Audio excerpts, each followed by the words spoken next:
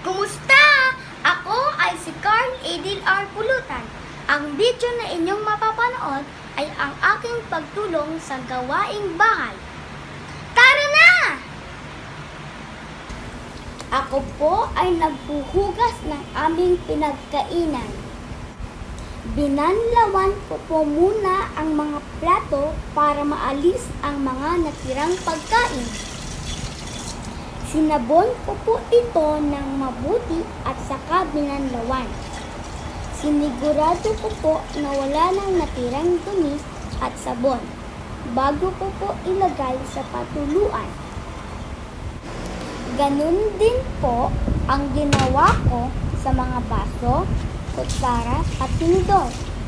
Palagi ko pong sinisigurado na malinis at maayos ang aking pagkakahugas na hindi nag-aaksaya ng tubig.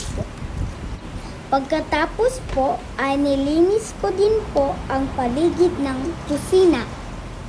Tinutulungan ko din po si nanay na magwalis. Gamit ang tambo, winawalis ko po ang sahig pati na ilalim na kultuan at lalagyan ng telebisyon. Dahan-dahan ko pong inilalagay ang mga dumi at alikabok sa pandakot bago ko po ito itapon sa basurahan. Pagkatapos ko pong magwalis, nagpupunas po ako ng sahig.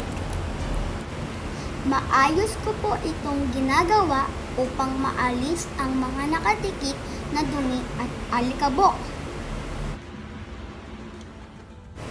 Tinatanggalan ko din po ng alikabok ang mga iba-ibabaw at ang mga nakapatong dito.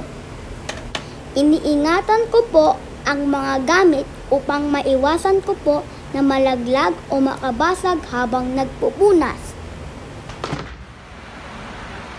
Masaya po ako habang at pagkatapos ko pong gawin ang gawaing bahay dahil alam ko po na napapasaya ko po ang aking magulang at natutulungan ko po sila. Bukod po doon, natututo din po ko at magagamit ko po ang aking kakayahan sa aking paglaki. Salamat!